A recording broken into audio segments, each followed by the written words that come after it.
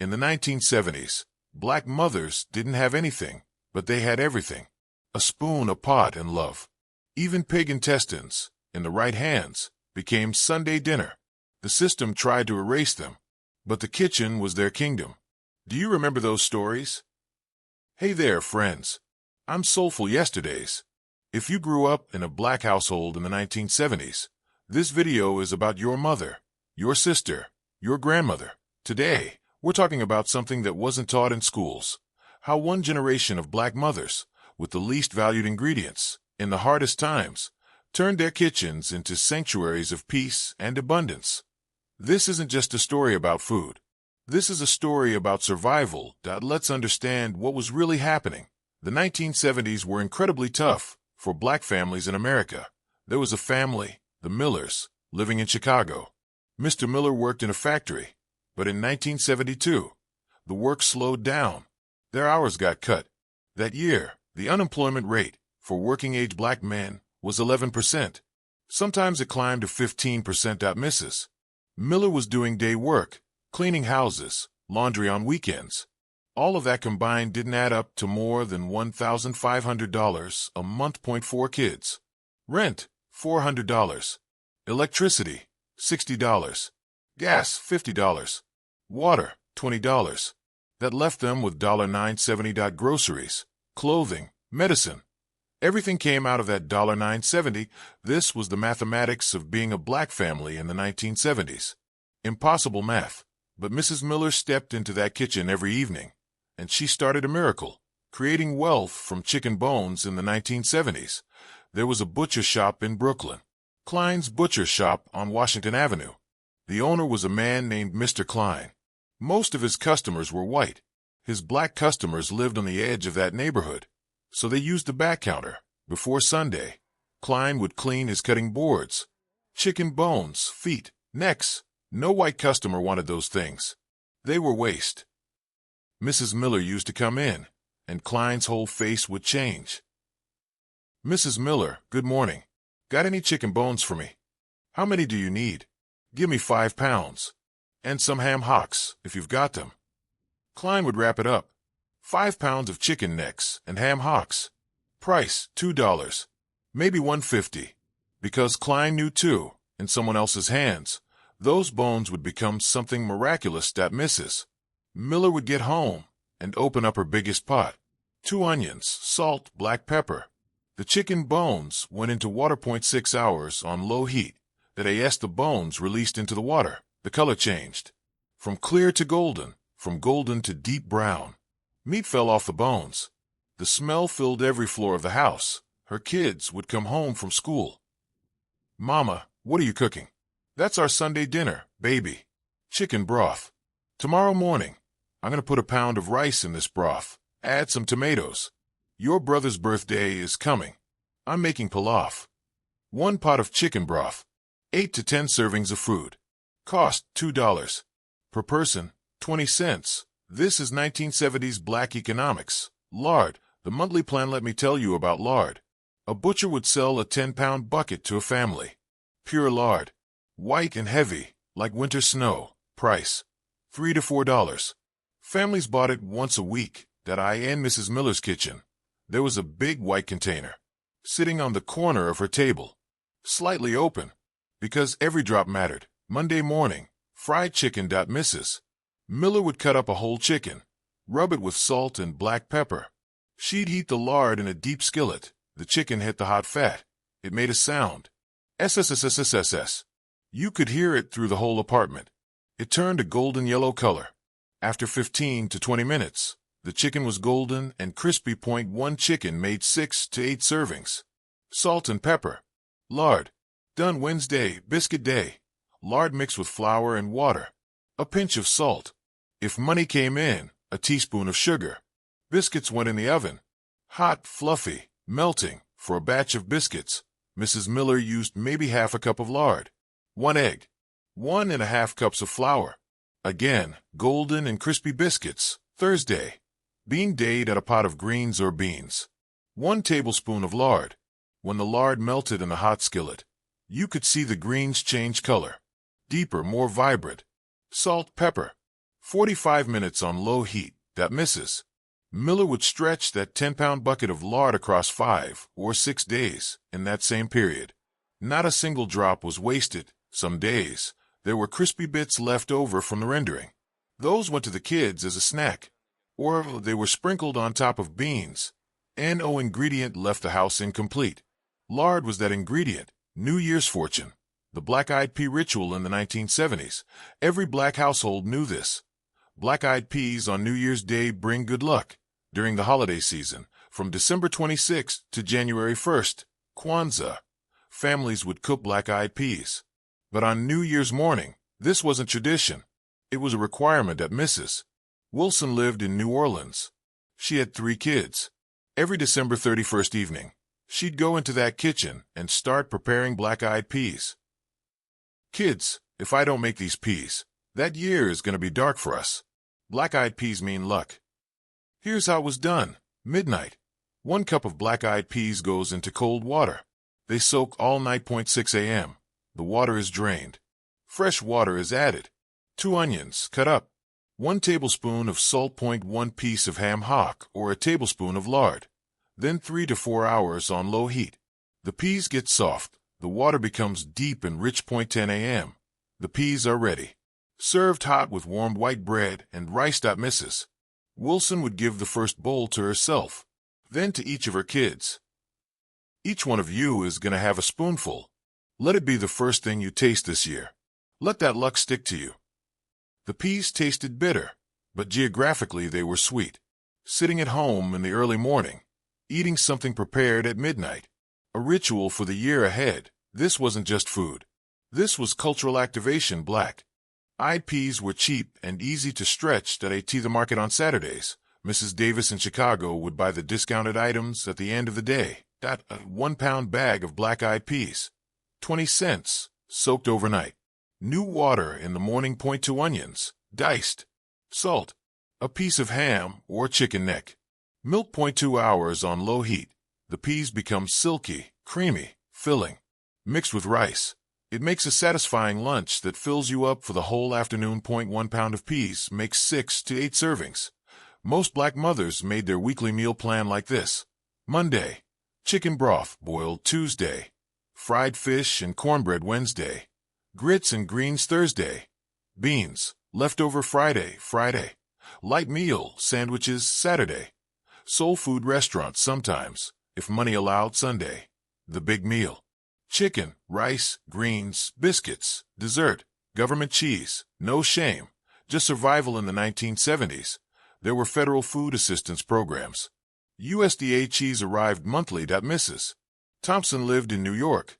For kids, monthly assistance, $1.20. USDA cheese came once a month. Big blocks, 2 to 3 kilos of thick, cream-colored cheese. Neighbors would check with each other. Your cheese come yet? Not yet. You got yours? Yeah. If you need some, I'm making mac and cheese. Mrs. Thompson made mac and cheese on the first day. Cheese grated, butter, salt, a pinch of pepper. Day 2, grilled cheese. Heated in a buttered skillet. Turned golden brown. Day 3, biscuits. The cheese block goes into a skillet. Heated on low until it melts. Stick stove biscuit. Day 4, mixed with vegetables. Baked, layered. Day 5, with sweet potato on the side. The second week, melted into soup. 1 pound of cheese lasted 2 to 3 weeks. No shame. Neighbors, relatives, everyone was in the same situation. Mrs. Thompson's neighbor asked one day, "Thompson, how do you stretch that cheese so long?" "Baby, you know what? Cheese don't go bad. Whatever it can do, we make it do. Mac, grilled cheese, biscuits, it's all cheese. We're not throwing it away. We're using it." That's economic intelligence. Powdered milk. Teaching alternatives. Fresh milk cost $1.25 a gallon. Powdered milk, less than $1. Families made a choice. Most chose powdered. How was it prepared? Mixed with water. Stirred. Cooled. The taste was different. Thinner. A little off. But for cereal, for breakfast thickness, for baking, it worked. Mrs. Jackson told her kids, "This milk's got a different name, but the inside is the same. Protein, calcium, what your body needs. The color being white doesn't change the value." The kids got used to it over time. Just like they didn't get upset that breakfast was cheap, they accepted that the milk came from a powder too, because there was food at home. That was the foundation. Raising daughters. What mothers taught in the 1970s. Black mothers didn't teach recipes to their daughters. What they taught was survival. Mrs. Robinson would pull her 16-year-old daughter Essence into the kitchen and have her stand beside her. Look at how the color of those beans is changing. Getting a little lighter, right? That means they're still firm. Let them go a little longer. How many more minutes, Mama? Minutes. Her mother laughed. Baby, we don't count minutes. Eyes, ears, nose, those are the clocks. Did the smell of the beans change? If it did, we're halfway there. And look at the liquid. The water's getting darker? Good. Pour in another cup. This wasn't a written recipe. This was intuitive cooking. Body knowledge. When the girl grew up, got married, moved to her own place, she never looked at a recipe card. Her hands knew. Her nose knew. Messages for boys. Respect at the table. Black boys learned in kitchens too. Mothers taught them to hold a spoon, to understand flavor. A man has to know how to feed himself. If no woman ever made him food, he won't starve. Young boys were frying things by age 8, making biscuits, boiling greens, because the kitchen was the center of survival. Teaching boys responsibility, not gender roles. Sylvia Wood started in 1962, but by the 1970s, she was a legend. The original place was on Lenox Avenue, at 50th Street. Small, intimate, tables close together. You could see your neighbor's plate. The menu was simple. Smothered chicken, $2.50 mac and cheese, $1.75 cornbread, 35-cent greens, $1.00 sweet tea, 25-cent Sunday afternoons. Families would line up after church. The small dining room would overflow. Mrs. Maria lived in Harlem. Every Sunday, she'd take her kids to Sylvia's. Children, this place is our home away from home. Sylvia's hands are like your mother's hands. Sylvia stood behind the counter, and every plate that left had her touch. When she picked up a piece of chicken, she wasn't choosing with a butcher's hand. She was choosing with love. By the late 1970s, Sylvia's had expanded to over 40 tables. But that original small space carried a warmth no expansion could ever capture. Dookie Chase, New Orleans, 1970s. Leah Chase started in the 1950s, but the 1970s is when she became an icon. The original place was in Treme. She mixed black and white customers in an era when segregation was at its peak. Leah Chase said it simple. If a person steps through this door, they sit down and they eat. Period. The back of the restaurant became a meeting place for civil rights activists. Dr. Martin Luther King Jr., Andrew Young, John Lewis. All of them sat at Leah's back tables, planning actions over plates of gumbo and greens. The menu changed daily, but gumbo was always there. Mrs. Susan lived in New Orleans. She started working at Dookie Chase in 1974. My first day, Leah called me over. She said, "Susan, under every plate sitting in this restaurant is a person. Somebody ordinary, somebody planning something, somebody sick, somebody celebrating. That plate isn't just a plate. That plate is that person's power. When a child gets sick, hot soup has. Medicine in the 1970s, when a child got sick, you didn't go to the hospital. Clinics didn't serve black neighborhoods. Mrs. Robert's son Tommy came home from middle school one day burning up. Mama, my head hurts. Mrs. Robert put her hand on his forehead.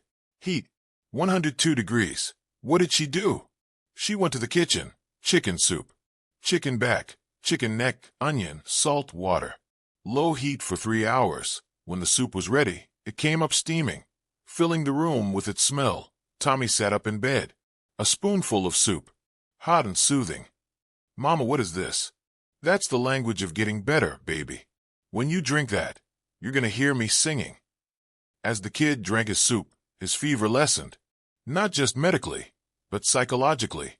There was healing, because the black mother's kitchen was a pharmacy. Washing dishes, a family ritual after dinner. There were always dishes. Mrs. Harris would call her kids over.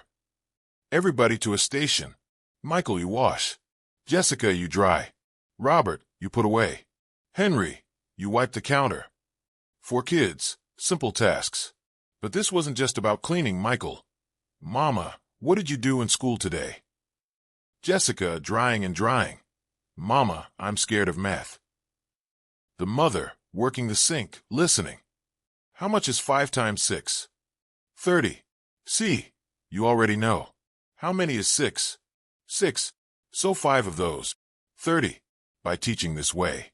At the sink, during dishes, she was teaching math, yes, but also life lessons. Washing dishes became the family's lens. From generation to generation, these mothers, if they're still here, are in their 80s now. Their daughters, when they got married and stepped into their own kitchens, they heard themselves say, "My mother did it this way." Even if the mother passed, the mother's hands, the mother's voice, the mother's way of negotiating at the store, it all continues. Mrs. Miller's daughter is retired now. She has 4 grandchildren. I asked the daughter why she makes so many beans when cooking for her grandkids. The answer: because my mother made extra. You'd see another kid come by after school, hungry, no lunch. She'd give them a bowl. So nothing's ever wasted. No child is ever hungry in my kitchen. That's what Mama taught me. This is not just economics. This is love in action. That if these memories touched you the way they touched me, if your taste buds woke up, if you can see your mother or your grandmother in that 1970s kitchen, please support us. Soulful Yesterdays has taken on the mission of preserving these stories, the stories of Black mothers, and keeping alive the bonds that a generation fought to pass down. Hit that subscribe button below. Never miss another one. And in the comments, tell me, what meal makes you feel like you're back home? Which mother, which grandmother's hands did this pass through? What taste from that 1970s kitchen still haunts you in the best way? Because memory, when it's shared, doesn't just survive. Memory, when it's shared, becomes immortal. Buy us a coffee. Support Soulful Yesterdays. Know that the next video you watch was created by your hands. Thank you for being part of this story. The images, archival materials, and music used in this video are used in accordance with the fair use provision of Section 107 of the U.S. Copyright Act for purposes of historical documentation and education. This content is not for commercial purposes. It is made solely for education and cultural preservation. Any other use requires permission. Thank you.